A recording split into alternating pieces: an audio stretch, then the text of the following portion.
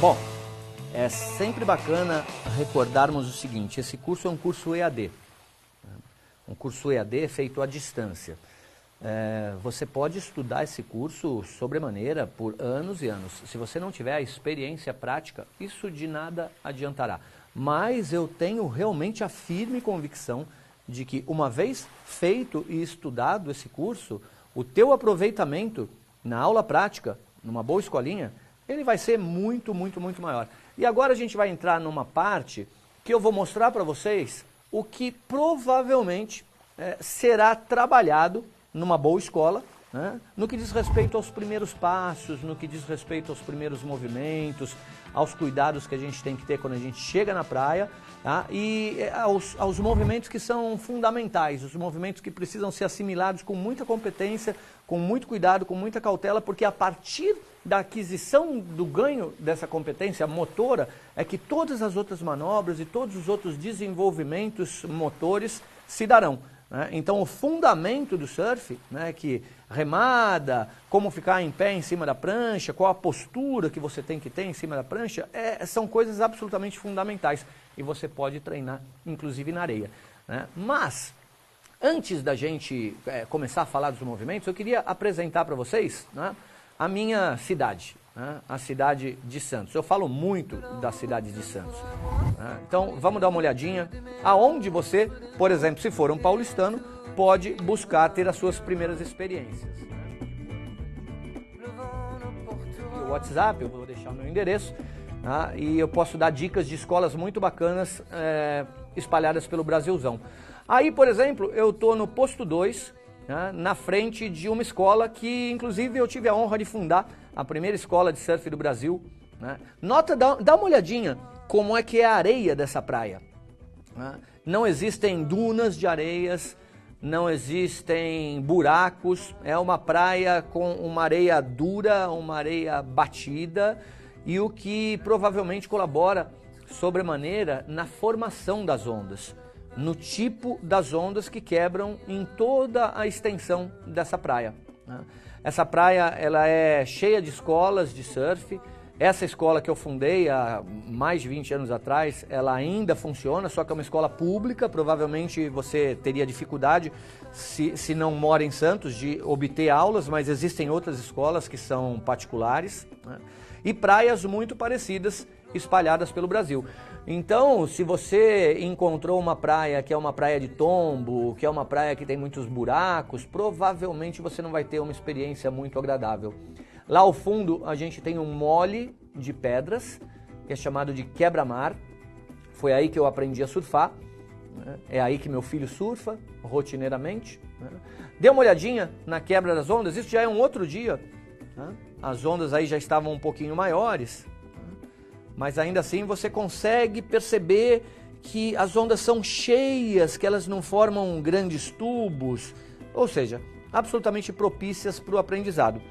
Então aí Natália, chegando na praia, né, com o seu longboard, né, uma prancha, como eu falei para vocês, talvez ideal para o aprendizado. É interessante sempre observar as ondas antes de entrar no mar, perceber onde estão os banhistas. E Natália vai passar parafina, dá uma olhadinha, ela tirou uma parte da prancha do solo. Por que ela fez isso? Porque quando você passa parafina com a prancha toda na areia, você pode forçar as quilhas. Lembra que as pranchas têm quilhas e elas são fixas em encaixes. E esse movimento de passar parafina pode produzir um movimento na prancha que com o tempo vai desgastando a quilha do seu encaixe, podendo produzir algumas lesões na parte de baixo da prancha, preferencialmente na parte de conexão da quilha com a prancha. Então, esses cuidados, eles são cuidados que um iniciante não tem e que muitas vezes na escola você também não vai ter essa informação. O próximo passo que a gente precisa dar uma olhadinha aqui é o seguinte: você vai ficar em pé sobre a prancha, tá? E a prancha tem um determinado formato, tá? Aonde que os pés devem cair? Né? Aonde que eu devo deitar? Qual é o posicionamento correto? Ora, a gente vai treinar isso na areia. E para treinar na areia, você precisa fazer algumas coisas. Dá uma olhadinha nesse vídeo. Então olha só o que a Natália está fazendo. Ela colocou 2 pranchas na areia e ela vai riscar utilizando o outline. O outline é a linha da prancha. Né? Ela vai tentar ser o mais fidedigna possível nesse riscar a areia para reproduzir na areia exatamente o outline da prancha, o formato da prancha. Uma coisa que eu indico para vocês é que depois de feito isso, você pegue no bico da prancha e vá puxando ela gradativamente para frente, porque a quilha vai ajudar a formar um risco, tá? Bem no meio da prancha. E esse risco vai te orientar na posição dos pés. Tá? Então ela está fazendo isso não só com o longboard, mas com uma prancha maior, aquilo que a gente chama de toco, é uma das pranchas da minha coleção, uma prancha dos irmãos Argento, que há muito tempo atrás tinha uma fábrica chamada Twin, que virou icônica no surf nacional. Tá? Então tá lá. Agora, a partir desses 2 desenhos, os outros movimentos se seguirão. Bom, como eu falei para vocês, o surf começa no momento que você deita na prancha. E se você nunca fez isso, você vai perceber que ela vai escapar para lá, ela vai escapar para cá.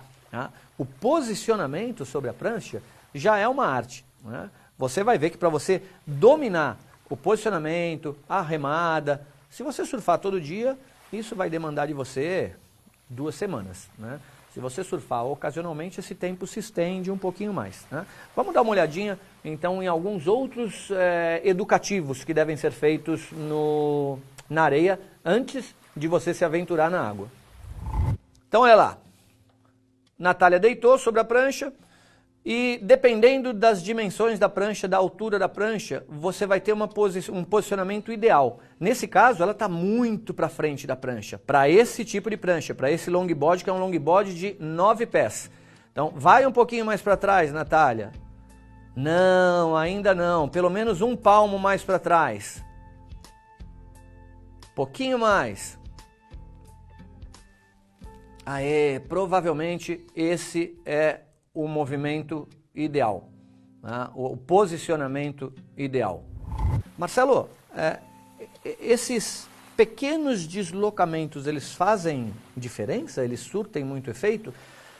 Gente, o posicionamento da Natália agora foi de 1 palmo, 1 palmo, 1 palmo. Acredite, na medida que você vai desenvolvendo habilidade e, acima de tudo, sensibilidade, às vezes você joga o corpo para trás meio centímetro e você percebe diferença, tá, no deslanchar da prancha. Meio centímetro. Ou seja, existe um ponto na prancha que é o ponto ideal para você remar, que é o ponto ideal de você estar. Tá? E com o tempo, como eu falei para vocês, né, dependendo de uma micro variação, às vezes de meio centímetro para lá e para cá, você vai sentir a tua prancha remar com muito mais velocidade ou com menos velocidade, com uma velocidade menor, mais reduzida. O próximo passo que a gente precisa ficar atento é corrigir a postura da tua remada.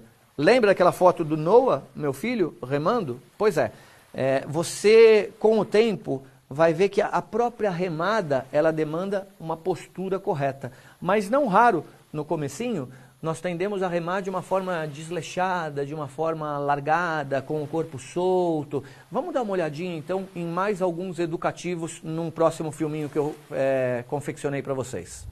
Então tá aí Natália, nossa aluna, de novo, voluntária aqui para o nosso curso, remando toda errada, toda torta, cabeça baixa, né? Com o tempo, olha só, ela vai levantando a cabeça, ela vai tensionando um pouquinho mais a musculatura paravertebral.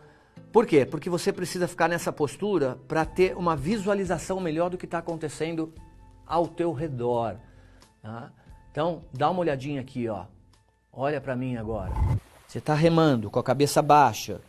Se vier uma onda, se vier um surfista na tua direção, você não sabe. Então, com o tempo, tua musculatura vai ficando mais forte, você vai levantando o peito da prancha, você vai levantando a cabeça da prancha, e daí sim, você está atento ao meio ambiente, está vendo que tudo que está acontecendo. Opa, vem um surfista ali, preciso sair da direção dele, preciso desviar, não vou atrapalhar a onda, a gente vai falar disso daqui a pouquinho. Tá? Olha, a próxima série de ondas está chegando. Então, sempre com uma postura com o peito mais levantado, gerando uma tensão na musculatura paravertebral, né, com a cabeça levantada, que vai gerar uma tensão na região cervical, e por isso que muito provavelmente nos primeiros dias você vai sentir algum incômodo na região dorsal. Vamos dar mais uma olhadinha em outro filminho que eu fiz para vocês perceberem o posicionamento do corpo sobre a prancha. Muitas vezes ele invade um lado específico da prancha, vai mais para o lado esquerdo e mais para o lado direito. Por isso que a gente precisa riscar na areia aquela linha que divide a prancha exatamente no meio e que muitas vezes, em algumas pranchas, como essa aqui, você tem isso facilitado, porque você já tem desenhos no meio da prancha para se posicionar e muitas vezes você vê uma madeirinha que fica no meio da prancha que é chamado de longarina. Tá? É uma madeira que serve para dar mais resistência e um pouquinho mais de flexibilidade para a prancha. Hoje se fazem pranchas sem longarina, mas com o tempo ela tende a envergar, sem falar que ela fica extremamente frágil, fica uma prancha ainda mais frágil do que as pranchas utilizadas pelos profissionais de hoje em dia, que ainda optam pelo uso da longarina, mas cada vez mais eles estão buscando pranchas tão leves, tão leves, tão leves, que a retirada dessa madeirinha do meio da prancha tira alguns gramas da prancha, o que facilita sobremaneira a execução de algumas manobras que são impressionantes, como aquelas que a gente viu logo no início do nosso curso. Então, vamos dar uma olhadinha novamente aí num filminho mostrando o posicionamento na prancha. Olha só, um posicionamento completamente errado que você vai ter no começo. Tá? As pernas mais para o lado esquerdo ou mais para o lado direito. Ou seja, divida o peso do teu corpo bem no meio da prancha. E uma coisa que você pode fazer no começo é abrir as pernas. Se você estiver caindo para o lado esquerdo, para o lado direito, abrindo as pernas você vai ficar um pouco mais equilibrado e com o tempo você vai fechando mais as pernas, vai adquirindo equilíbrio. Fecha, a postura começa a ficar mais bonito, daqui a pouco você tira a onda, você vai cruzar os pezinhos, daqui a pouco você está se sentindo cada vez mais seguro, flexiona o joelho, né? E num determinado momento você está remando, inclusive de joelho, você está tirando onda, mas no começo vai ser um pouquinho desafiador, com certeza. Bom, por enquanto é isso, tá? Próxima aula a gente vai continuar falando sobre os movimentos básicos e que você precisa assimilar com bastante competência para que quando for para a água não precise necessariamente ficar pensando nos movimentos porque eles já foram treinados exaustivamente na areia.